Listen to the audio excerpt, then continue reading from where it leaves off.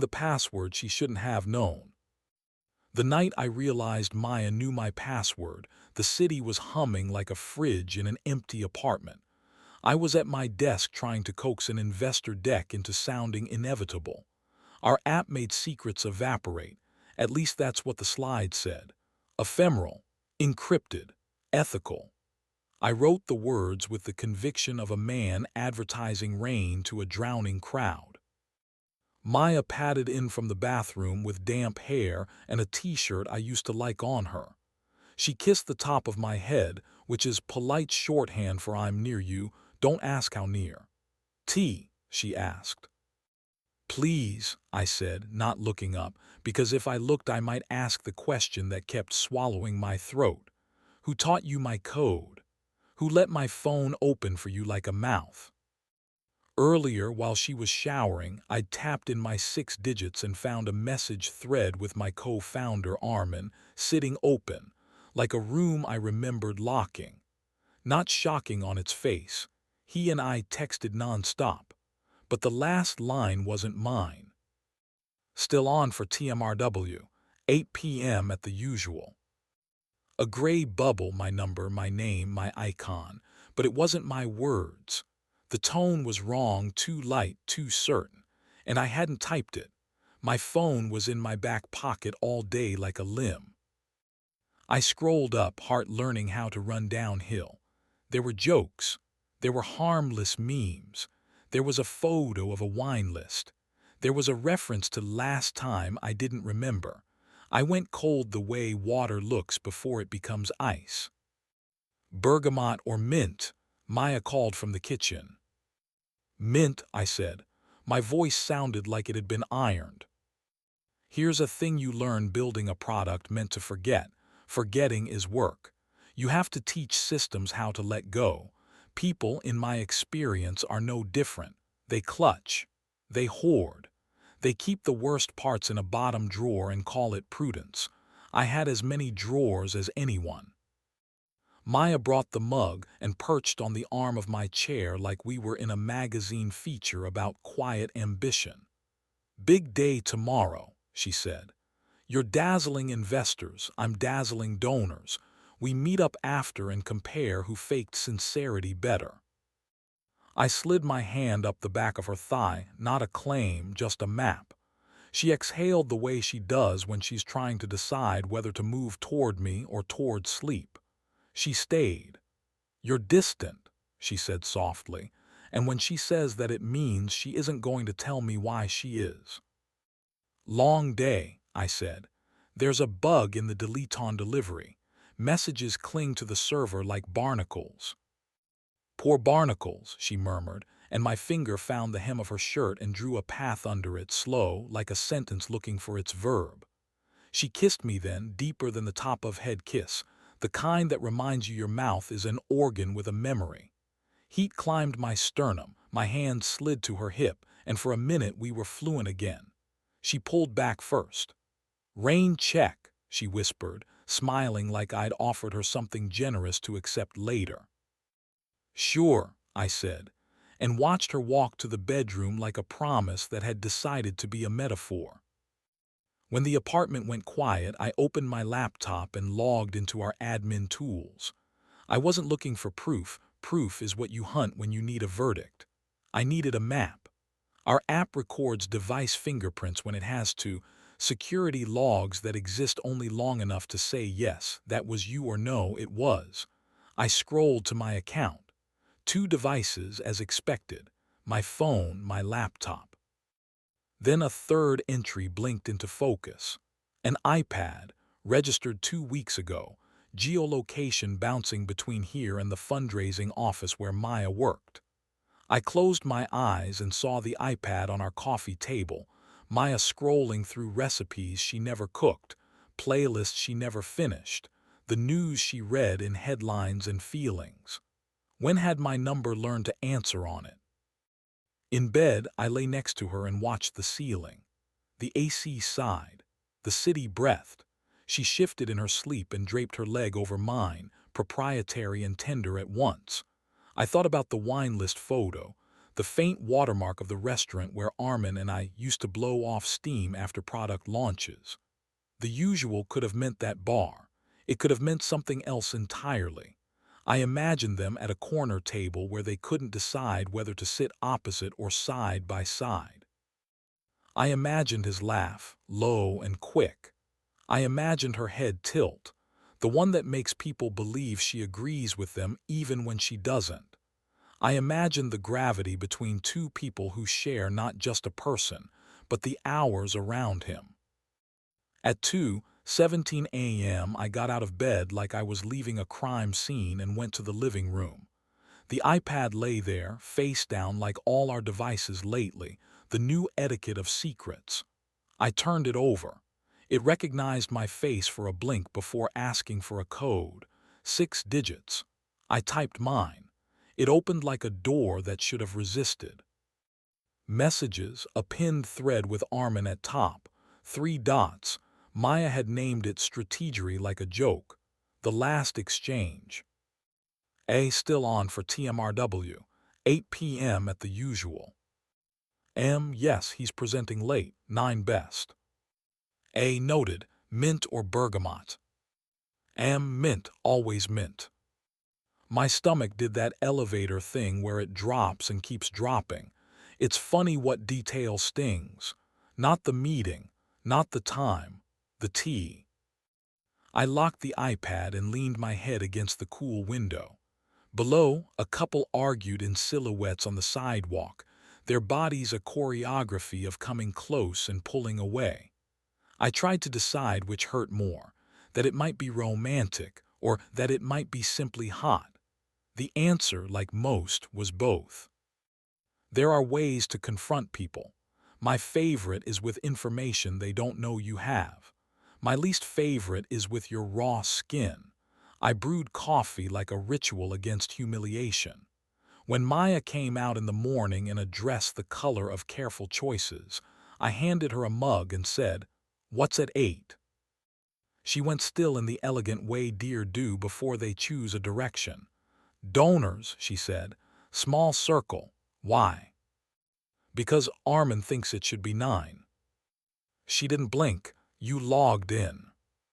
You used my code." "It's your face," she said, and the flippancy told me we were already in the wrong corridor. Then her shoulders dropped a half-inch. "I wanted to know if you double-booked," she said. "You disappear. Sometimes I have to pencil you in around your own life." "It's an iPad, not a diary," I said, but my tone made it a sermon. "Then why do you look like I read a love letter?" she asked, and it wasn't false. In our house, calendars were intimacy, messages were confession. "Because you answered as me," I said quietly.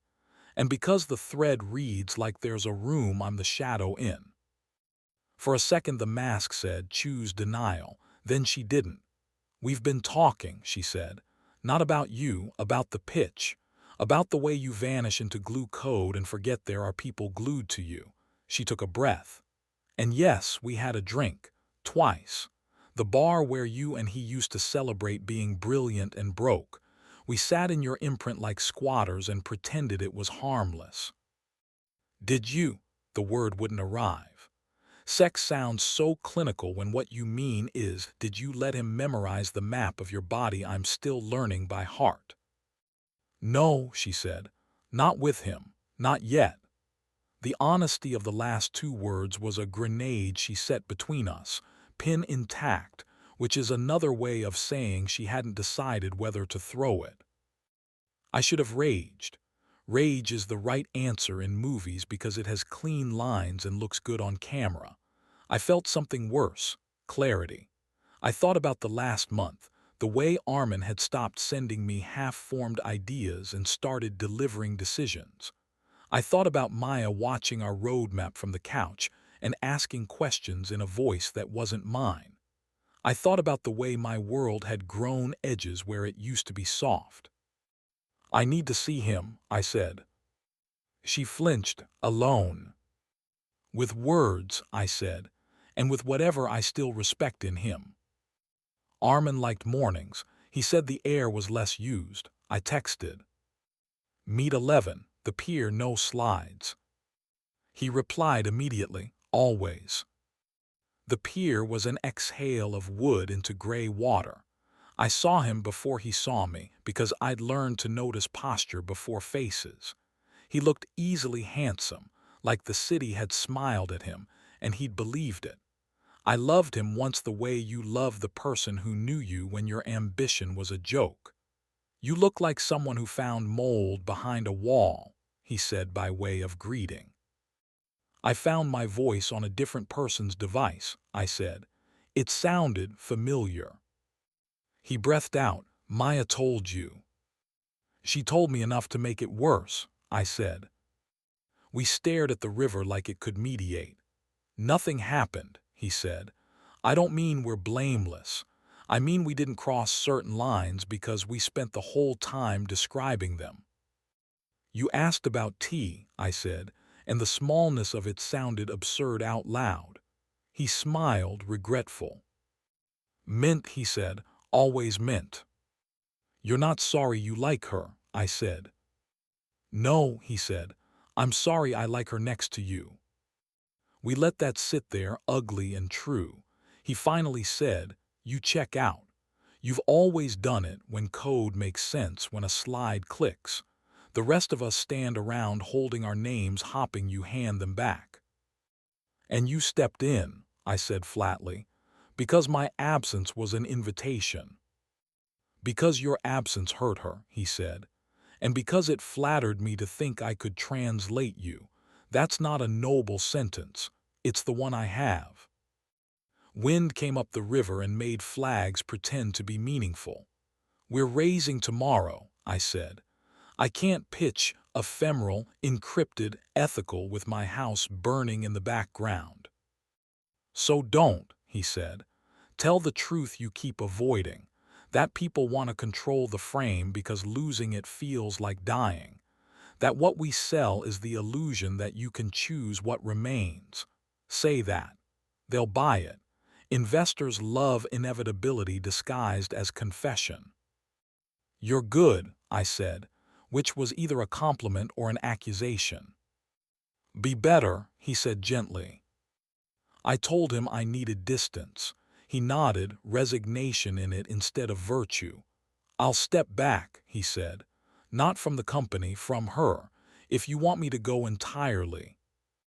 I want you to stay where you matter and move where you don't, I said. I want to see if that's still possible. At home, I found Maya on the balcony with her hair up, the city smeared on the glass like a rumor. I met him, I said. I know, she said softly. He texted me, then deleted it, a sad smile, ephemeral.